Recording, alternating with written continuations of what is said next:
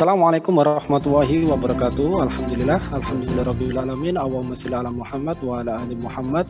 Pemirsa Khilafah News dimanapun Anda berada, salam jumpa kembali bersama dengan saya Aziz Rohman di program Kabar Petang edisi Selasa 17 Mei 2022.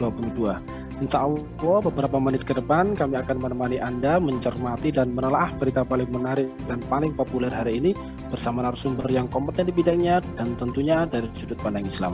Baiklah pemirsa, inilah Kabar Petang selengkapnya.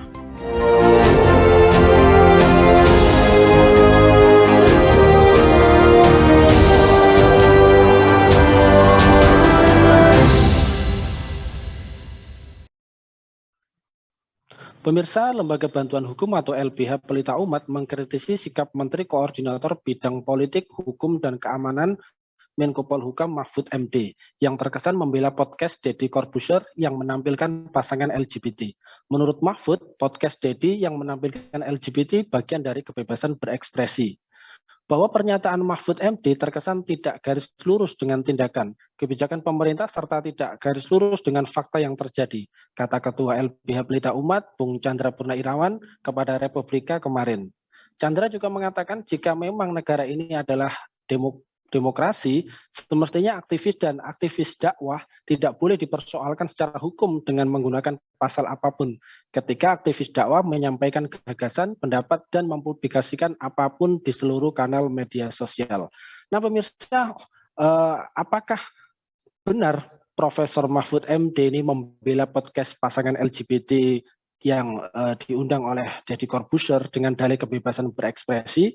Apakah negara absen terhadap berbagai tontonan yang mempromosikan pelanggaran terhadap norma kesusilaan atau melegitimasi perilaku LGBT, dan apa sebenarnya tugas negara di dalam menjaga nilai-nilai dan standar moral yang dianut oleh publik mayoritas? Pemirsa, untuk membahasnya kami telah terhubung dengan Ketua LBH Pelita Umat, Bung Chandra Purnawirawan. Kita sapa dulu beliau. Assalamualaikum warahmatullahi wabarakatuh, Bung Chandra. Waalaikumsalam warahmatullahi wabarakatuh. Alhamdulillah, ini bagaimana ini kabarnya Bung Chandra? Sehat, Bung? Alhamdulillah sehat. Baik Bung, terkait dengan podcast Deddy Corbuzier yang mengundang pasangan LGBT yang cukup viral, ini kemudian ditanggapi oleh Profesor Mahfud MD. Nah, melihat tanggapan dari Profesor Mahfud MD yang beliau menilai bahwa penyiaran konten LGBT di dalam podcast Deddy Corbuzier ini sah secara hukum.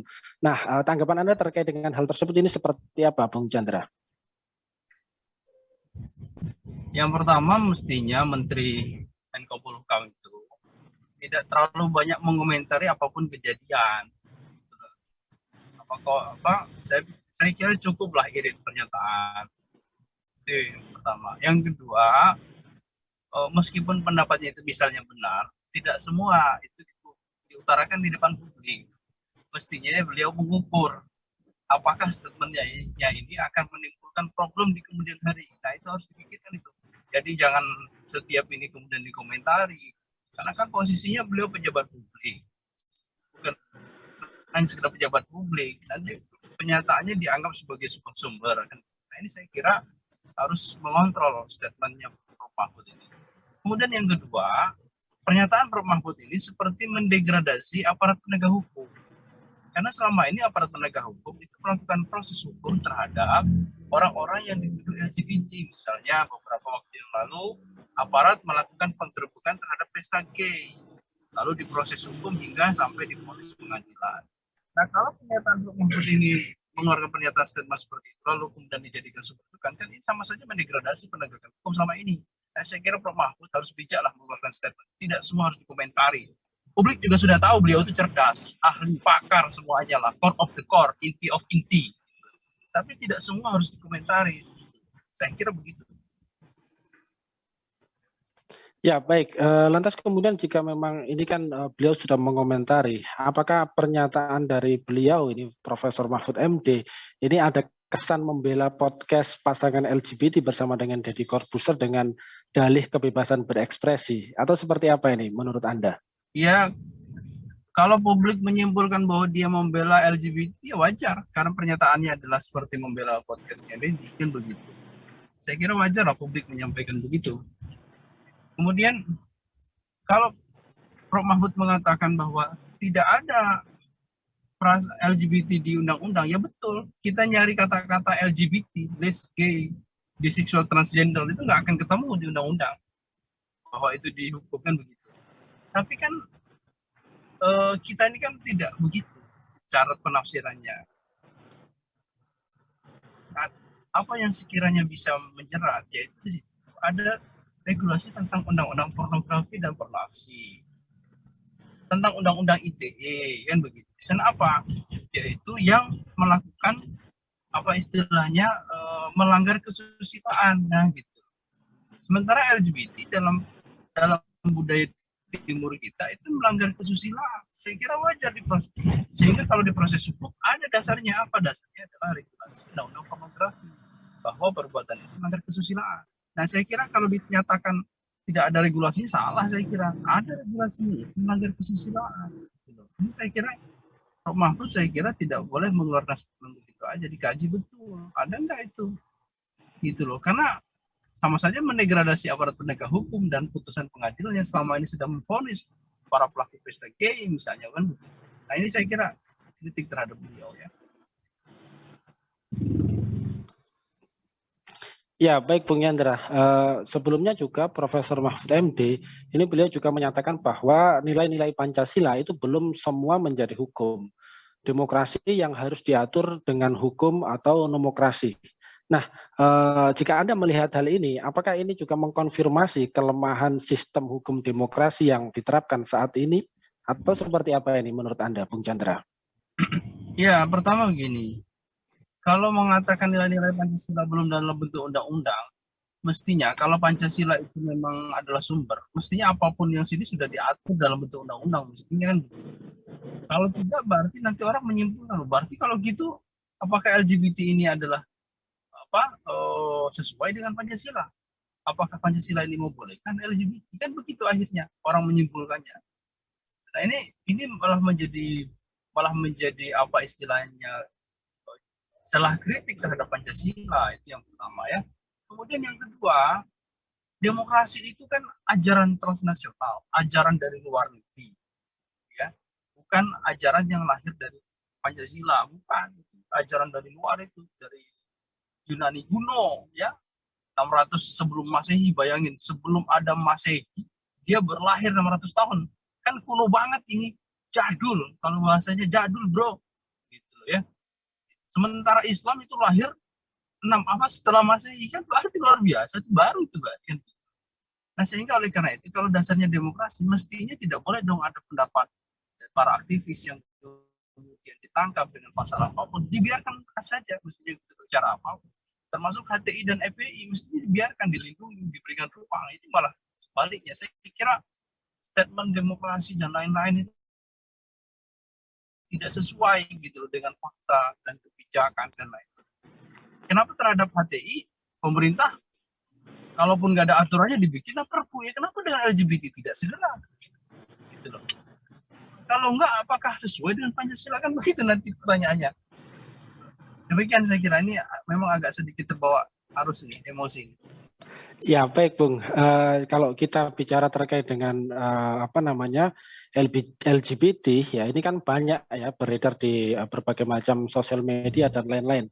Nah, kalau kita melihat ya, apakah negara ini absen terhadap berbagai tontonan yang mempromosikan pelanggaran terhadap norma kesusilaan atau melegitimasi perilaku LGBT, sehingga tontonan-tontonan yang seolah-olah mempromosikan LGBT ini tampaknya dibiarkan begitu saja ini. Ya mestinya negara itu mengontrol tontonan-tontonan yang seolah-olah itu misalnya memberikan ruang terhadap LGBT. Itu harus dikontrol, termasuk podcast-podcast itu dikontrol. Podcast yang tampak seperti mendukung dan segala macam mestinya ditegur. Bahkan ya podcast itu kalau sudah podcast komersil dia harus ada izin penyiaran khusus. Coba dicek itu Deddy Corbuzier itu. Apakah podcastnya itu sudah ada izin dari penyiaran?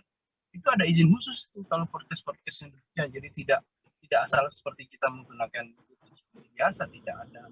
Itu ada regulasi khusus tuh. Saya kira itu harus dicek gitu izin-izin apa podcastnya kan begitu kan. Nah ini saya kira itu ya harus dikontrol, saya kira semuanya lah, bukan hanya podcast tapi semua siaran ataupun suara-suara radio dan segala macam. Saya kira yang mempromosikan harus. Kenapa? Karena ini bentuk tanggung jawab negara untuk menyajikan, hadirkan acara yang kemudian potensi merusak moralitas itu sih. Demikian saya kira. Ya, baik Bung. Tadi ada sedikit menyinggung juga terkait dengan pencabutan BHP, HTI dan juga FPI. Nah, kalau kita melihat ini kan kita melihat fenomena diskusi LGBT ini seolah-olah dibiarkan. Lalu kemudian terkait dengan kasus FPI dan juga HTI dicabut BHP-nya, ini seolah-olah mereka tidak diberikan ruang. Ini mengapa? Mengapa tidak diberikan ruang dan distigmatisasi negatif dan bahkan dari anggota-anggota mereka ini dipersekusi begitu. Ini ada apa ini? Bisa dijelaskan juga ini, Bung Chandra? Ya itulah yang disebut dengan hipokrasi demokrasi, ya, atau paradoks demokrasi. Demokrasi itu begitu. Kalau terhadap Islam dia kejam, ya, terhadap selain itu ya saya kira cara manis. Demokrasi ini perlu dikritik lah saya kira. Ya, demokrasi ini perlu dikritik supaya apa istilahnya? Kalau mau demokrasi ya konsisten, kalau enggak ya mau gimana kan begitu. Nah itu saya kira ya demokrasi ini penuh kemunafikan demokrasi. Demikian, terima kasih. Ya, terakhir Bung Chandra ini terkait dengan masalah LGBT ini sendiri. Ini lalu seperti apa ini? Seperti apa tugas negara di dalam menjaga? Seperti apa seharusnya negara di dalam menjaga nilai-nilai dan standar moral yang dianut oleh publik mayoritas ini? Bisa dijelaskan? Seperti tadi sudah saya sampaikan, mestinya siaran-siaran apapun itu dikontrol, ditegur, tidak perlu izinnya dibekukan sementara dan lain-lain. Itu saya kira. Yang kedua adalah proses penegakan hukum terhadap para pelaku-pelaku. Itu saya kira ya. Terima kasih.